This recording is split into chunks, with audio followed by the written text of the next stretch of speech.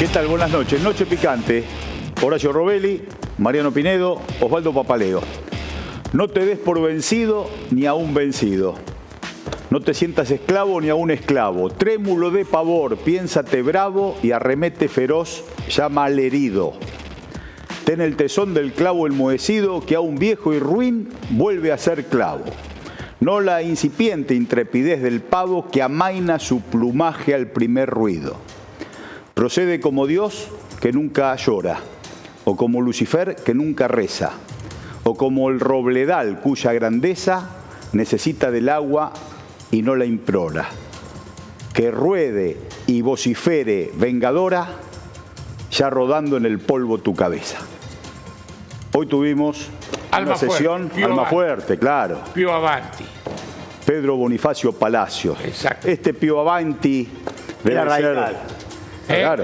Era radical. No, Era no había peronismo en su... de esos, Por eso era de esos grandes poetas otra. del fin del siglo... Nosotros el 45 y lo fin del siglo XVIII, principio del siglo XIX.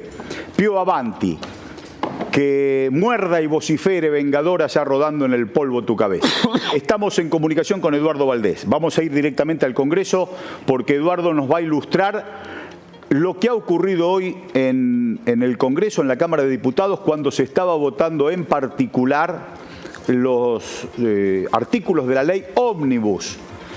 Como introducción a Eduardo vamos a poner el artículo 55, precisamente, ahí está. El reglamento de diputados, artículo 55. Un proyecto que, después de ser sancionado en general o en general y parcialmente en particular, vuelve a comisión, al considerarlo nuevamente, la Cámara se le someterá al trámite ordinario como si no hubiese recibido sanción alguna. O sea, que no solo vuelve a comisión el tratamiento en particular de la llamada ley ómnibus, sino que la votación en general de la ley ómnibus cae y también vuelve a tratarse de cero en la comisión. Eduardo Valdés, buenas noches. Aquí te saludamos Horacio Robelli, Mariano Pinedo, Osvaldo Papaleo, Gabriel Mariotto, dándote un abrazo y muchas gracias por poder ilustrarnos de lo que ha ocurrido hoy, hace un ratito nomás, en la Cámara de Diputados. Un gusto y un orgullo de compartir con ustedes, compañeros. Vamos, Eduardito, gracias.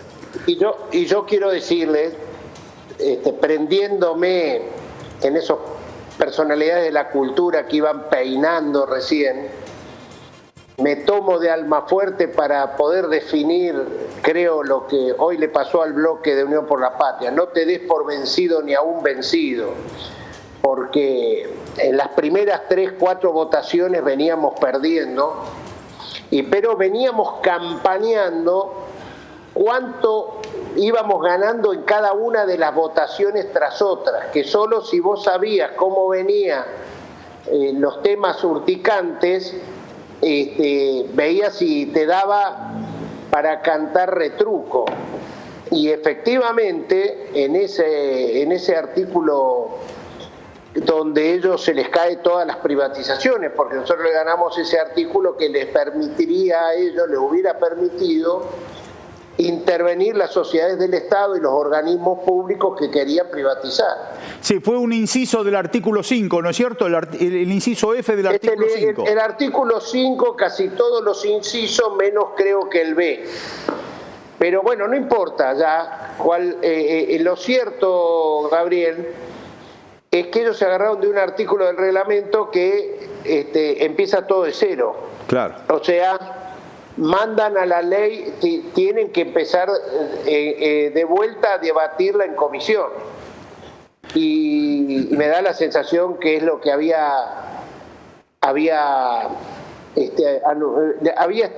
yo no sé cómo es la palabra, Santiago Caputo había dicho como amenazante que si le tocaban las privatizaciones más vale que la ley no saliera. Lo dijo hace 3, 4 días. Exacto. En una reunión que tuvo con los bloques, que ellos lo tenían medio, lo que le denominan dialoguistas, algunos colaboracionistas, pero sí, bueno, sí. Lo cierto es que tenían un límite, bueno, yo creo que esto demuestra, vamos a ser sinceros, demuestra la altura que tienen los que están gobernando, ¿no? Es una vergüenza. La señora Bullrich, que ha hecho de esa represión todos estos días al servicio de una ley que era una ley que nosotros denominamos ni bien una ley mal nacida, mal parida, tampoco pasó las comisiones que tenía que pasar, nos querían llevar de patadas a sancionarla. Ayer y hoy nos trataron de esa misma manera, pero bueno, se dieron contra la pared. Y yo creo que este es un momento muy importante para la Unión por la Patria, para el espacio, inclusive para esos gobernadores que hoy están siendo atacados por la Libertad Avanza, que no son los libertadores de Unión por la Patria, los gobernadores. Ahora tenemos que bajar el DNU, esto es clave, no es que nos tenemos que quedar de brazos cruzados. Hay que trabajar sobre ese DNU.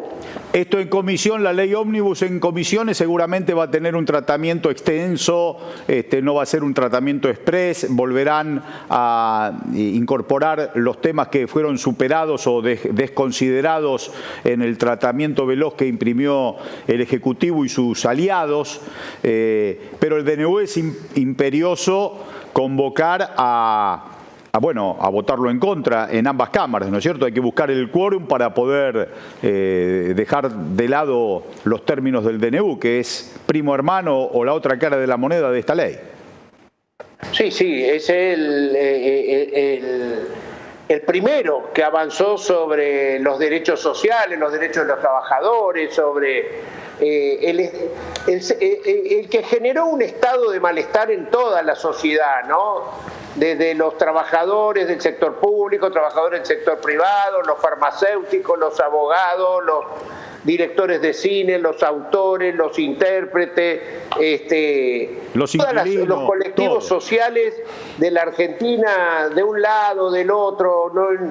La verdad que esto es lo que hoy, por lo menos, creo que le hemos puesto un primer stop. Y yo les digo, acá hay versiones, no sé si ustedes deben tener más información, porque yo salí del bloque a hablar con ustedes, pero había versiones que decían que ellos iban a retirar la ley, como que no iban a insistir con la ley. No sé, esas son versiones... Todavía no lo tenemos nosotros, pero ahora lo vamos a averiguar, Eduardo. También... Por eso yo les decía que era la amenaza de Santiago Caputo que había hecho hace 3-4 días, que si le tocaban privatizaciones, mandaban la ley para atrás. Y yo creo que eso es lo que están haciendo. Eduardo, Osvaldo Papaleo te habla. Buenas noches, ¿cómo te va? Maestro, usted no tiene que decirme quién habla, yo reconozco esa voz de acá. Diga usted. Mirá, a mí me parece una reflexión dentro de esta situación que me parece importante, pero las situaciones son importantes, pero los hechos deben transformarlas en valiosas, ¿no? Creo que es el momento que el sector nuestro, el sector de ustedes fundamentalmente, convoque ahora a la CGT, el partido, los gobernadores, digamos, que rearmemos en los hechos concretos en estos momentos a todos los que manejamos esta corriente de opinión que se oponían al DNU. Creo que es el momento de fortalecernos en la unidad y en la exposición pública de estos sectores. Te pregunto tu opinión. No, Osvaldo, yo quiero decir una situación. Nosotros hemos estado permanentemente trabajando haciendo reuniones que por ahí no tuvieron trascendencia pública, pero con Héctor Daer, la mesa de la CGT, con los gobernadores del Frente de Unión por la Patria, ha estado juntos. Por lo menos hemos tenido 2 o 3 reuniones, todos juntos. El bloque de senadores de Unión por la Patria, ha estado Mayans, ha estado Kicillof, el gobernador de La Pampa, el gobernador de Catamarca, el gobernador de La Rioja. Me estoy olvidando de algún gobernador más, pero permanentemente hemos hecho presenciales y Zoom para consolidar el bloque que empezamos con 102 y estamos 99, ¿no? No, 98. Se fueron 3 tucumanos que creo que hoy deben estar preocupados por las decisiones que tomaron, ¿no? pero aún así los tenemos que convocar nosotros, a esos tucumanos, porque nosotros hoy somos la primer minoría y lejos, y creo que empezó la desintegración de ese grupo de La Libertad Avanza más el PRO, que puede ser que siga juntos, pero me da la impresión que el grupo de los gobernadores, que se llamaba Hacemos la Coalición Federal, no va a quedar bien, ha quedado lesionado en la relación que tiene con el oficialismo, y no le están echando la culpa a ellos de todo. ¿Sabés lo que pasa, Eduardo? A mí me da la sensación que esto es importante, por si no el gobierno va a tomar el camino de la situación de un vacío de poder, va a creer que esto es un salto al vacío, y esto no es un salto al vacío. La conformación de una oposición, la nuestra, sensata, importante, gobernando porque tenemos provincias que son propias, senadores, diputados, etcétera, darle la sensación al pueblo argentino que no es un salto al vacío, que no ha sido una elección caprichosa, que ha sido la defensa de una posición que nos tiene que llevar a mejores situaciones sociales y políticas, ¿no? Sí, claro, por supuesto. Perdón, me olvidé del gobernador Gildo Infran, que permanentemente ha estado en contacto con nosotros, y es el presidente del Congreso Nacional del Partido Justicialista, ¿no? Él también ha participado de todas las reuniones, ha sido un fogonero, y que inclusive nos ha llamado y nos dijo: anda a hablar con tal persona, anda a hablar tal otra, que él había hablado antes, buscando votos permanentemente. Yo creo que se abre una nueva instancia y tenemos que ser inteligentes y como bien dijiste, Osvaldo, saber quiénes, no dejar a nadie, porque la lucha contra el DNU es una lucha urgente y no va a ser fácil voltear ese DNU. Yo espero que tomen el Poder Judicial, la Corte Suprema, de las cosas que están pasando, porque también ellos tienen el DNU en sus manos, y sería importante que dictaminen lo más rápido posible, porque la Argentina no puede estar en esta situación en la cual estamos hoy, de incertidumbre, ¿no? De incertidumbre. Eduardo, ¿cómo te va? Mariano Pinedo soy. Mariano, ¿cómo estás? Un gusto. Igualmente. En línea con lo que decía Osvaldo, yo creo que el ataque furioso, irresponsable y por supuesto ahora fracasado de Javier Milei a partir de su iniciativa legislativa de cambiar toda la historia legislativa y el sistema de convivencia social de la Argentina, productiva, económica y cultural, demuestra dos cosas. Demuestra primero que no se puede legislar a las patadas, que no se puede legislar desde un gabinete, desde un estudio jurídico, que la legislación en la Argentina es producto de la conversación con todos los sectores y es producto de muchos años de desarrollo legislativo. Es falso que se puede legislar desde un gabinete de genios o de iluminados. La respuesta del bloque de Unión por la Patria, en conversación con otros bloques y ese trabajo legislativo, fue automáticamente convocar a todos los sectores de la vida social, cultural y económica a conversar en el Congreso para desarrollar una estrategia que le muestre a la sociedad qué significa esto. Bueno, me parece que eso sería bueno como un método a futuro también para construir la alternativa de la Argentina, ¿no? No solamente a la defensiva, sino también para construir la alternativa. Sí, claro, por supuesto. A mí me parece, bueno, se nota mucho que quienes están gobernando hoy les cuesta mucho dialogar, les cuesta mucho, no tienen experiencia en la administración. Por eso es que le entregaron casi el gobierno a Patricia Bullrich y a Caputo, ¿no? O sea, es todo la inversa de lo que habían dicho antes. Y ese DNU, yo no me olvido nunca que en el debate presidencial Milei le endilgó a Bullrich de que ella quería gobernar por decreto de necesidad y urgencia. Y era este DNU que después vimos que lo subió Sturzenegger a las redes, mostrando cómo él le elevaba a Patricia Bullrich, mostrando dónde estará ahora Sturzenegger, ¿no? Yo quisiera ver dónde estará. Sería bueno que aparezca, porque después son consultores todos. Eduardo. Son los dueños de Argentina que nos quieren manejar como si fuéramos marionetas, ¿no? Y bueno, esto es una respuesta, es importante la de hoy, y yo creo que también es importante, me dicen, en las calles, ¿no? No hay que olvidar las calles, pues las calles son también las que motivan y las que marcan el para dónde hay que ir. Yo creo que es importante no perder la calle, y en eso valoro la CGT, la CTA, los movimientos sociales.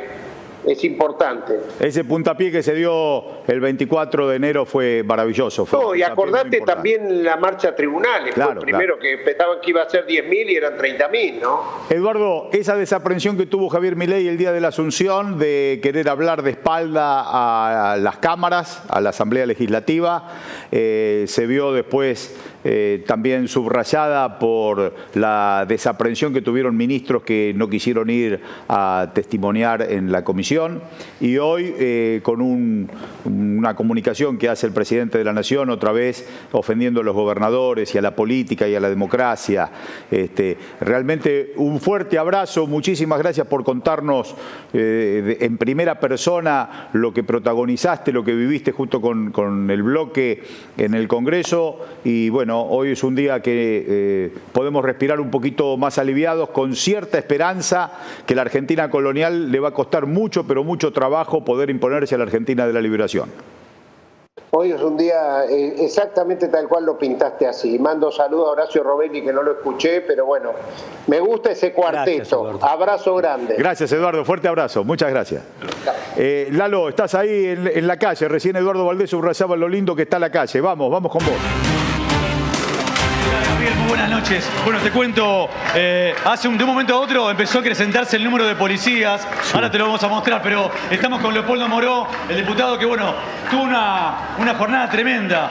Contanos un poquito cómo fue, está Gabriel Maroto en el piso. ¿Qué expectativas se tienen a partir de este momento? ¿Qué tal, Gabriel? Un gusto de estar con vos. ¿Cómo vas, Leopoldo? Felicitaciones por el trabajo del bloque y el tuyo y de todos los compañeros y compañeras. Bueno, voy a hacer de cuenta que me estás escuchando. Hoy ha sido una jornada extraordinariamente importante para el pueblo argentino.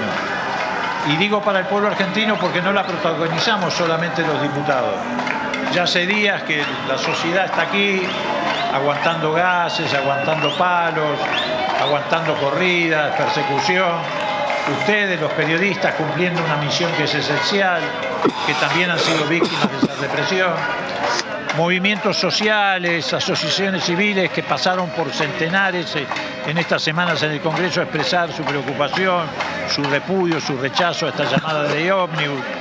La marcha de la CGT, que fue histórica, todo fue sumando para que llegáramos a este resultado. Un resultado que va a beneficiar al pueblo, porque la ley que significaba ahondar el camino de la disolución nacional, de la entrega de nuestro patrimonio, seguir avanzando en la dirección a la disolución de la patria, porque nos querían retrotraer a la Constitución de 1853 y tal vez un poco más atrás, a la pelea entre unitarios y federales. Nosotros sabíamos para qué quería Milei los superpoderes. Quería los superpoderes para dejar secas las provincias, porque él, Martínez de Hoz, Caputo, Cavallo, siempre han sostenido que las provincias son las culpables, entre comillas, del déficit fiscal, porque dicen que sus habitantes son vagos, que no trabajan, que solo dependen del Estado. Por supuesto se olvidan de la riqueza que aportan. El Gran Buenos Aires aporta mucha riqueza industrial, pero desde el interior viene petróleo, viene gas, viene litio, vienen minerales, vienen economías regionales que aportan al crecimiento de la Argentina. También sabíamos que quería esta ley para reprimir. Dentro de esta ley había una ley de represión disfrazada de reformas al Código Penal, que por ejemplo penaba a un manifestante, a alguien de los que está aquí hoy, con una pena similar, escuchá lo que te voy a decir, a la que tiene un abusador de una chica menor de 13 años. Bueno, así iban a penar a la gente que viene acá con todo su derecho a peticionar a las autoridades. Bueno, todo eso se ha caído. Yo creo que hay que cargar sobre los responsables. Nos tuvieron a los argentinos 2 meses y medio en vilo. Mientras tanto, con el DNU, que todavía no hemos podido hacer caer, han hecho lo que han hecho. Han caído los salarios, aumentó más del 100% las prepagas, la gente está decidiendo si manda un chico al colegio privado, o si deja la prepaga, o si deja de usar el auto, o si deja de hacer una comida en el día. Así que ahora vamos por el DNU. Y bueno, Patricia Bullrich tiene que explicar por qué durante todos estos días deprimió a la gente. ¿Por qué gastó, diciendo que no hay plata en la Argentina, 134 millones de pesos hasta ayer? Hoy se gastó unos mangos más simplemente para perseguir jubilados. Para pegarle a jubilados se gastó 134 millones de pesos. Y Caputo tiene que explicar por qué intentó volver a saquear el país, porque otro de los objetivos de esta ley ómnibus era volver a endeudar a la Argentina.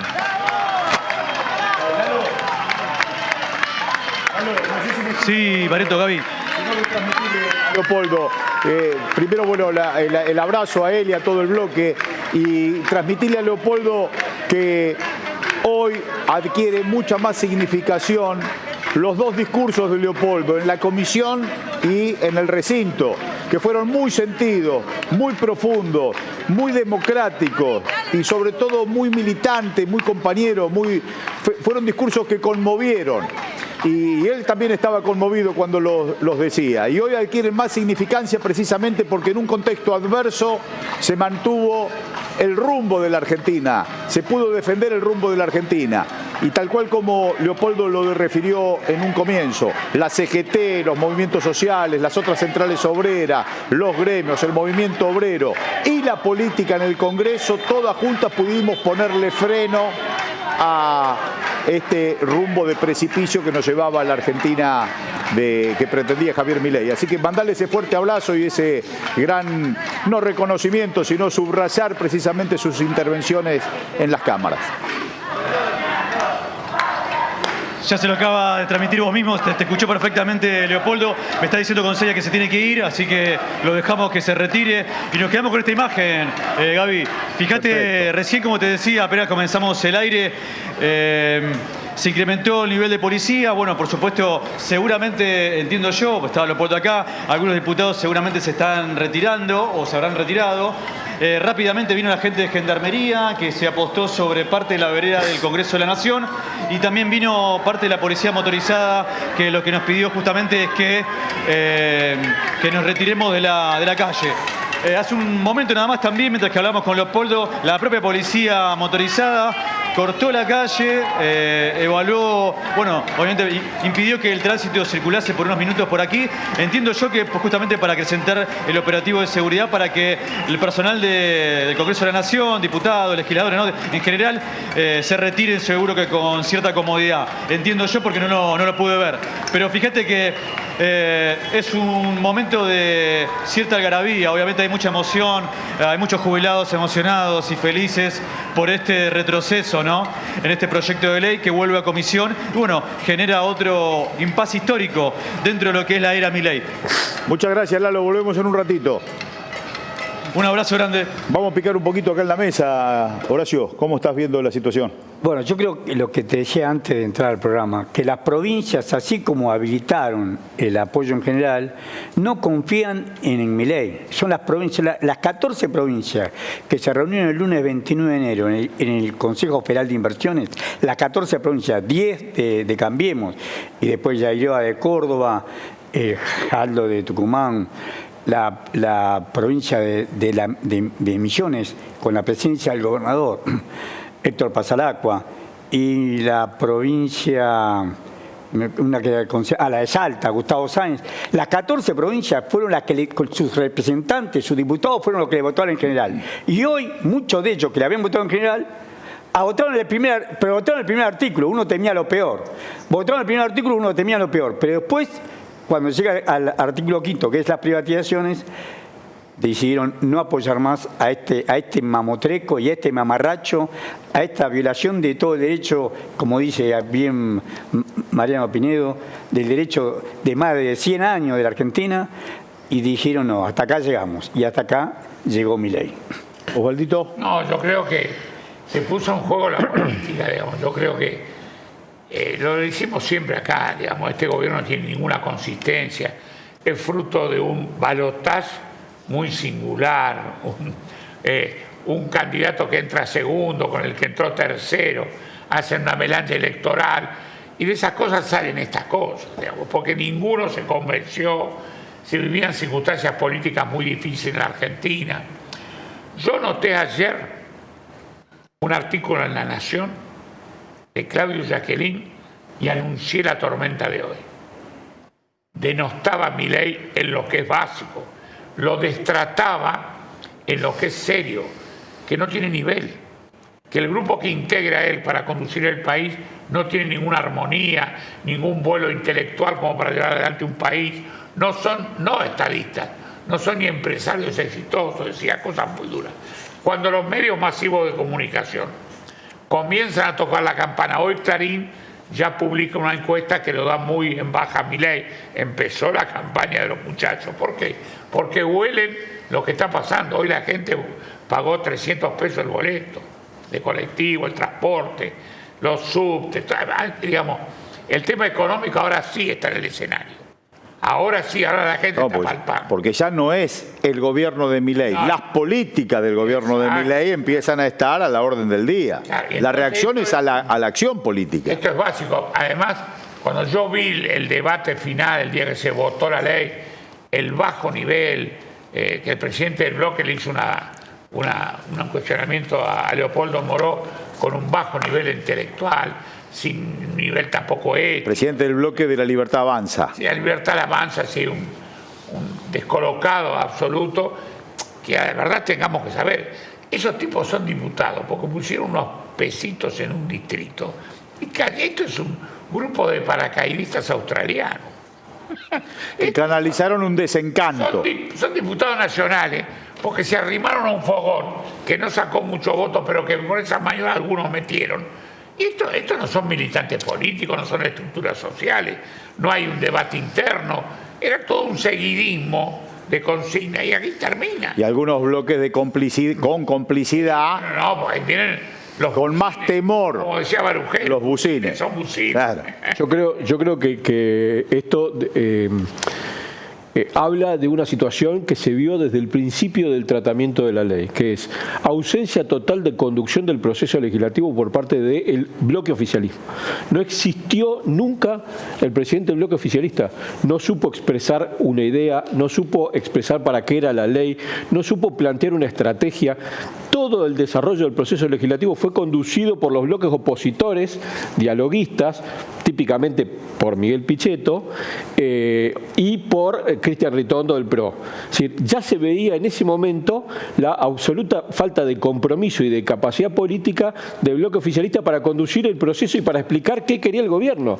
Y esto se vio agravado por la situación de que había un poder afuera de la Cámara expresado por Federico Sturzenegger, que es verdad lo que dice Eduardo. Tiene que hacerse cargo porque después todos esos tipos son consultores y hablan desde la verdad absoluta de ser consultores y objetivos, y estos tipos llevarán al gobierno a esta situación. Desde su violencia intelectual.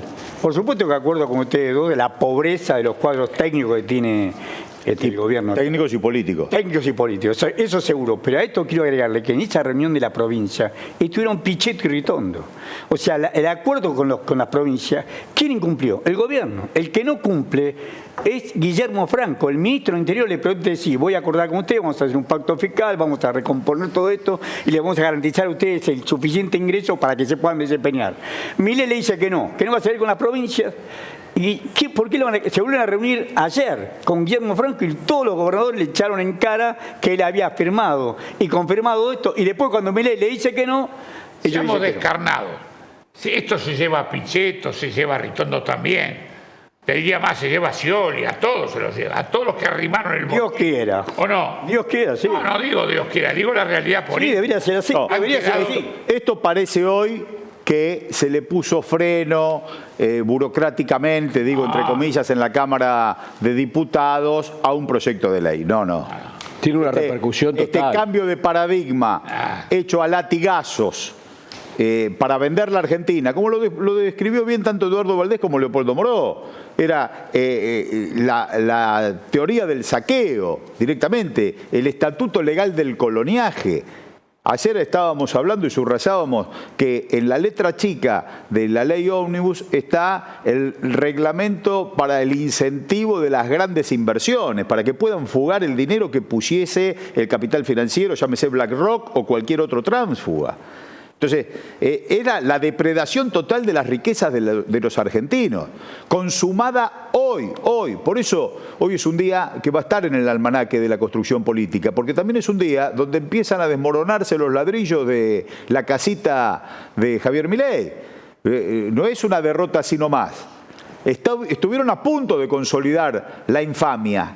Y vuelve la política con cierta racionalidad. Ahí apareció Lilita Carrió diciendo no hablen más de república. Perdón. Si le delegan las facultades. ¿Ustedes creen que esto no va a provocar un cisma interno? Había un dirigente sindical muy gracioso.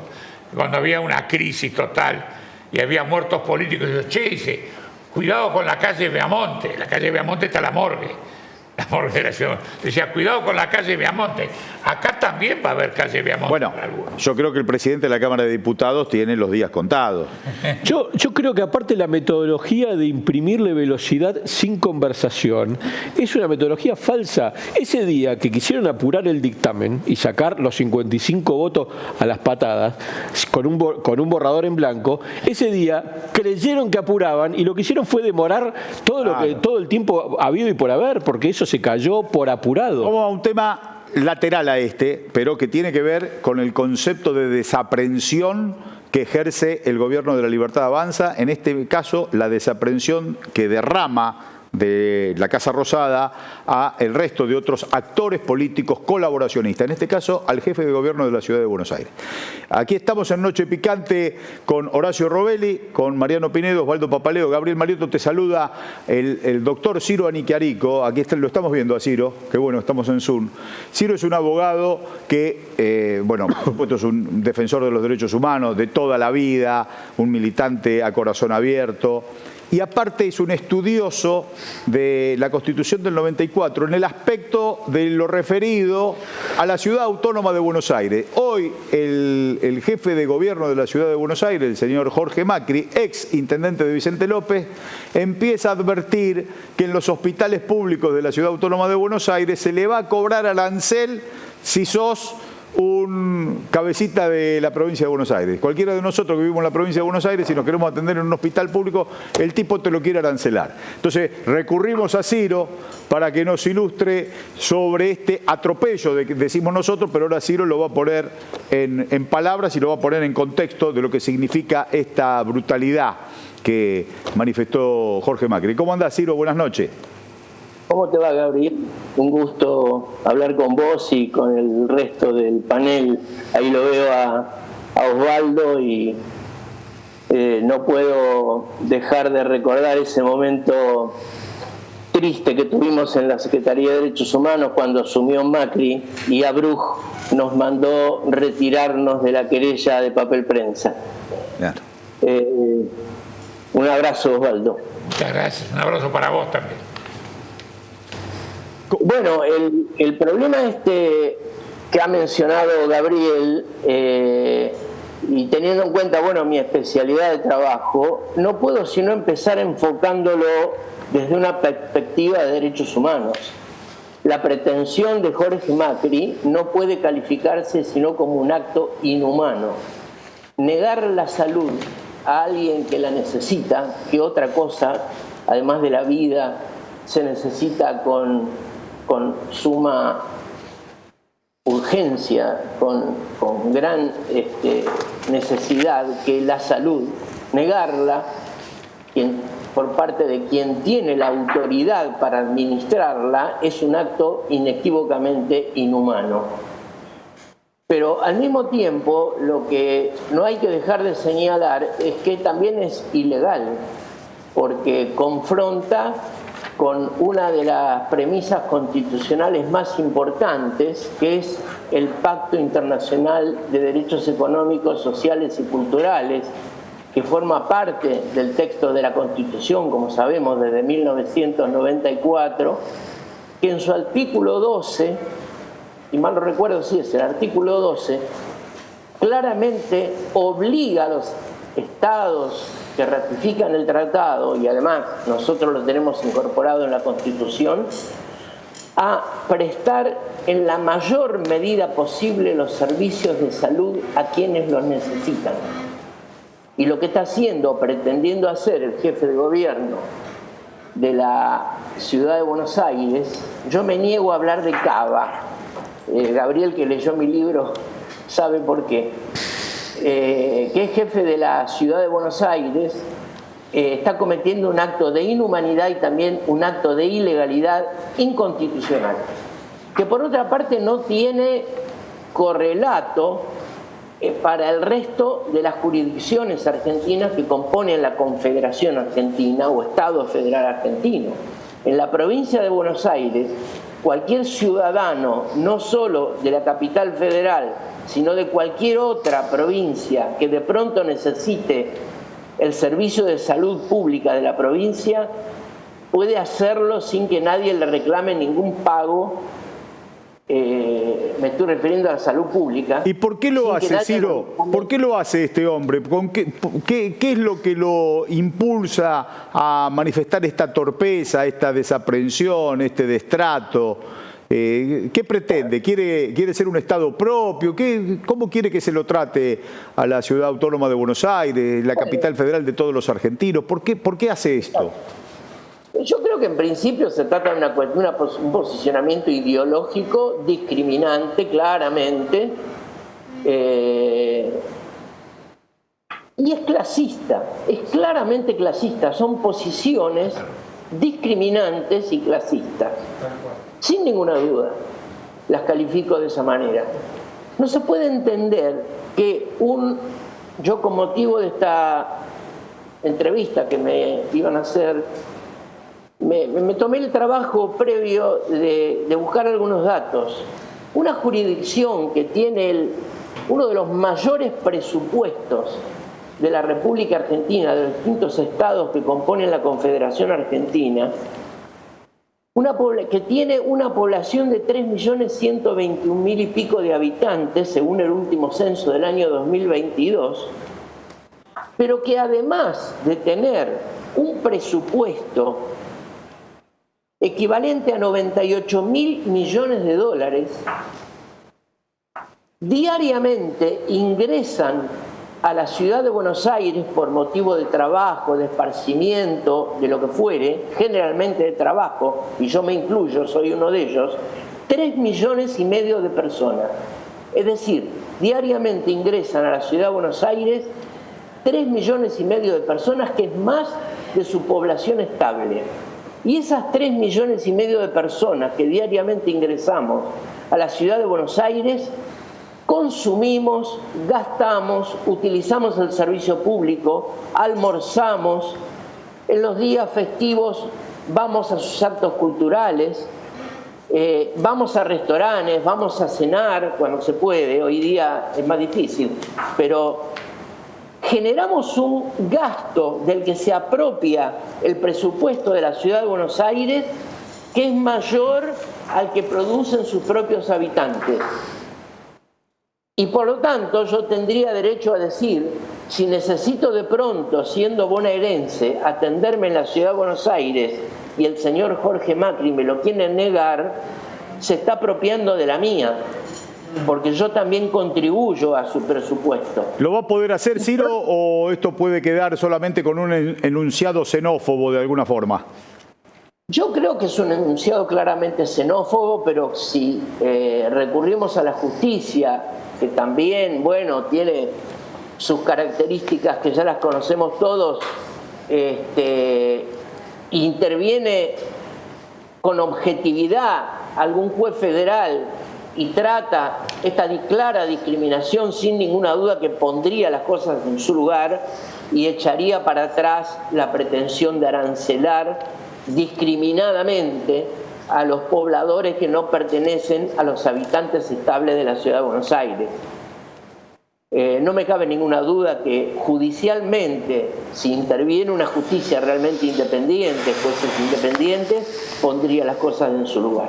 Ciro, muchísimas gracias. Te mandamos un fuerte abrazo. Es un tema que vamos a seguir y otro día te vamos a llamar la semana que viene para que detalles los temas que tienen que ver con, bueno, con ese adefesio que fue en este aspecto de la Ciudad Autónoma de Buenos Aires, la Constitución del 94, producto de una rosca espuria que algún día tendremos que revisar en su conjunto. Así fue. Muchas gracias, Gabriel. Muchas gracias. Fuerte abrazo. A todos los panelistas. Un abrazo para Gracias, Osvaldo gracias. también. Abrazo. Gracias, chao. Claro, porque es como una expresión de la cultura de este tiempo, el individuo por sobre las comunidades, y Jorge Macri no quiere quedarse atrás. Segregar. Y cabecita negra del 45, ahora es el bolita y el paraguas. Y hay una... Creando el tema, cuando hablan del tipo del conurbano que viene al hospital, están hablando de los negros. Están hablando que nosotros estamos pagando. Y no te digo nada a los negros que nos venimos a vivir acá. Es peor. No, pero Nosotros vinimos a trabajar y se van. aparte hay una cosa que tiene que ver con el tema de la intensidad de los propios, ¿no? Jorge Macri, como está pasando mucho en la política, en vez de pensar desde el punto de vista político, piensa desde el punto de vista de conformar a los locos de las redes que desarrollan una locura increscendo. Y no hay forma de conformar, porque eso es una locura que hay que frenarla. Que es decir, los que vivimos en una ciudad, los que participamos en el desarrollo de una ciudad y de una nación, tenemos que ser armónicos. No podemos dejarnos comprar por las polarizaciones y la locura Pero esas redes tienen un origen en los grandes medios de comunicación que vienen poniendo paradigmas absolutamente abominables en la civilización. No es la expresión de la sociedad. Pero no se puede Yo conducir. digo, dos presidentes que lo creen. Alberto Fernández decía que nosotros descendemos los gringos. Y el otro, Javier Milei, decía que Santiago de Estero Hoy era Bolivia. lo citamos a Almafuerte y ahora lo citamos a Alberto Fernández, dos poetas.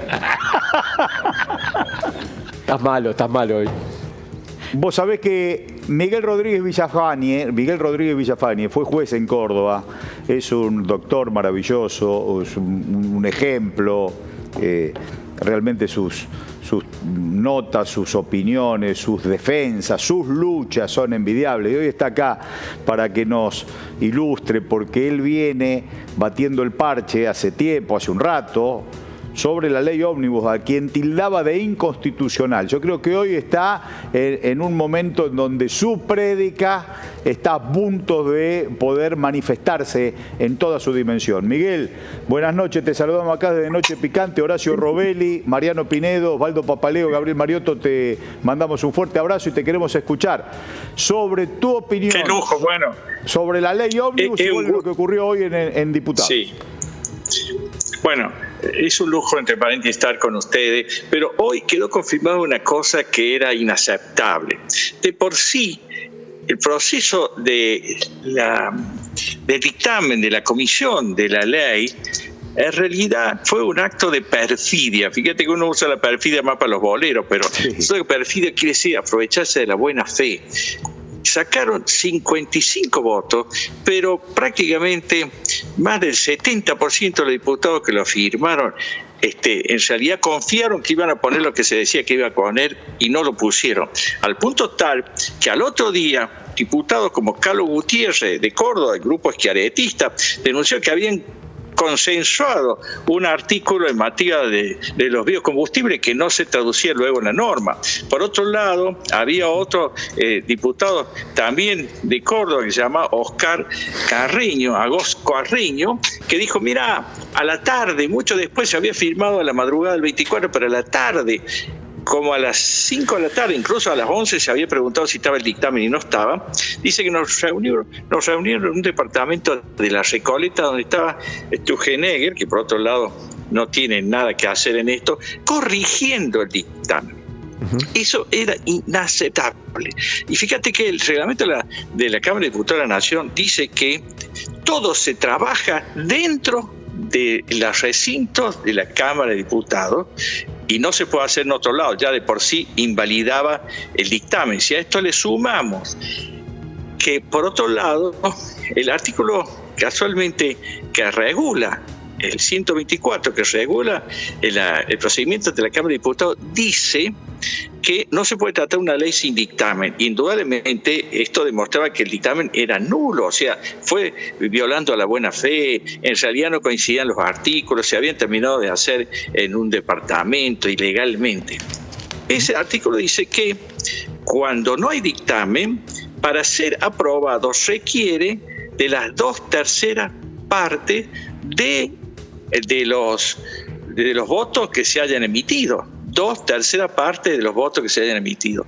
Resulta que no solamente no estaban esas 2/3 partes de los votos emitidos, sino que no alcanzaba, porque votaron 144 y resulta que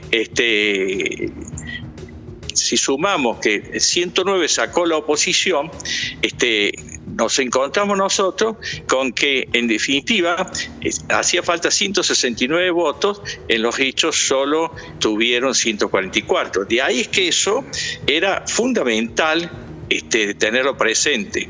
A eso súmale que esto se corroboró incluso esta tarde, cuando nosotros veíamos esta tarde, como casualmente se venía manifestando en su momento, que el propio diputado Oscar Sago de la Libertad Avanza dijo que en realidad se tuvo que pasar cuarto intermedio porque se trabó en lo general, que era lo que casualmente ha sido inválido, más allá de otros aspectos. Pero sí. Miguel, te han dado la razón en todo lo que vos anticipaste, que era una ley profundamente anticonstitucional porque no habían cumplido con ninguno de los pasos institucionales. Exactamente. Fíjate que Juan Marino dijo que el dictamen tenía, por ejemplo, no contaba con la emergencia social que antes estaba. Otra diputada, Eugenia Alianelo, dijo que se agreguen y sacan los artículos sin que los diputados sepan de qué se trata. Y el propio Axel Kicillof hoy decía que mientras intenta aprobar una ley sin dictamen y sin un solo artículo que tiene que ver con lo que se concertó, lo cual ha sido un triunfo de la democracia y de nuestros diputados, que no les quedara vuelta más que volver a la comisión, porque esa ley era totalmente inconstitucional. Vos fijate, Miguel, lo que significa tirar botellas al mar con mensaje de naufragio, cómo son recibidas, cómo son, parece que llegan a lugares insospechados, y después toda esa sabiduría que vos volcás termina impactando en la realidad de la mejor forma, porque hubiese sido muy doloroso para la institucionalidad que aún con todos estos errores que vos subrayás, se hubiese aprobado la ley y después tuviéramos que ir a recurrir a un poder judicial amañado que no sabemos si nos iba a dar o no la razón. Así es, este es un día de fiesta, como tanta otra lucha. Recuerda lo que fue nuestra lucha por la ley del Servicio de Comunicación Audiovisual. Tenemos que centrar la lucha también en el DNU, que yo insisto que es un DNU inconstitucional, pero que es nulo, de nulidad absoluta, insanable. Insisto en eso, porque muchos están diciendo que está vigente, y yo digo que no está vigente, porque lo que es nulo, en nulidad absoluta, insanable, no nació, y si no nació, no tiene hijos. Por lo tanto, esto es un error grave, y esto del día de mañana también es importante, porque entonces, a diferencia de lo que dice la ley 26.122, de que mientras no se reforme, rige, en este caso no hay ley, y al no haber ley no genera derechos adquiridos. Esto es muy importante para todos aquellos que creen que pueden usufructuar de tomar medidas en función del DNU 70 porque son nulas, nulidad absoluta e insanable. Estas son cosas que hay que insistir, porque no es cualquier cosa lo que estamos diciendo y tiene que ver con una lógica constitucional. Desde un DNU que no ha sido dictado conforme lo dice el artículo 99, inciso 3, una ley ómnibus que a su vez era un mamarracho en sí mismo, en todas sus cosas, inconstitucional, porque acá y hoy casualmente quedó en claro que la delegación de facultades es la clave de esto, porque como seguía la cosa en su momento, como pretendía el gobierno, iban a dejar de adorno al Congreso. Digo, va a quedar solo para declarar de interés nacional la lista, digamos, la fiesta de la gallina clueca, porque se llegaban todas las facultades. Hoy ha sido un día histórico porque el Congreso ha reivindicado para sí dos cosas que son fundamentales, que es un poder del Estado y que ahí está el 100% de los argentinos. Ellos se quieren jactar de que tienen el 55%, si bien podríamos discutir si realmente es el 55%, pero allí está el 100% y no se le puede dar la espalda. Hoy nuestros legisladores se han reivindicado ante la historia para el bien de la democracia construir, ¿no? Che, Miguel, te mandamos un fuerte abrazo. Muchísimas gracias por salir, por ilustrarnos y bueno, es un lujo poder haberte escuchado, ¿eh? Y seguir tirando esas botellas al mar que son tan lindas, tan significativas. Fuerte abrazo, Miguel, nos vemos en breve. Otro para usted y fuerza en todo lo que hace. Gracias. Bueno, es un día importante hoy. Osvaldito, vos lo viviste así, lo viste en vivo y en directo y lo sentiste de esa forma. No esperaba esta salida, pero ojo, entendía que iba a haber problemas en la votación en particular, pero no creía que iba a llegar a esta situación. En lo económico, ¿cómo lo ves, Horacio? Y, por ejemplo, mal, porque si bien es cierto lo que dice acá el doctor Villafañe, ellos se han tomado atribuciones, se han devaluado, han liberado los precios, lo que decía recién el precio del transporte hoy. Y sobre todo lo que han hecho con maldad manifiesta, no le han pasado, en toda esta semana no le han pasado un gramo de nada a los comedores comunitarios. Claro. O sea, tenemos placas para mañana de ese tema. Sí, yo te pedía hablar mañana de ese tema. Vamos a hablar de ese tema. En materia política, cortito, en materia económica, yo creo que va a tener impacto lo negativo de lo político, del gobierno que quedó absolutamente herido, desautorizado. Creo que va a ser un momento bravo, porque es un gobierno que dejó de conducir los procesos principales. Que muerda y vocifere vengadora ya rodando en el polvo tu cabeza. Vamos, Almafuerte, que hoy te hiciste presente en la Cámara de Diputados. Nos vemos mañana, noche picante de día miércoles será entonces, si Dios quiere, para volvernos a encontrar. Gracias.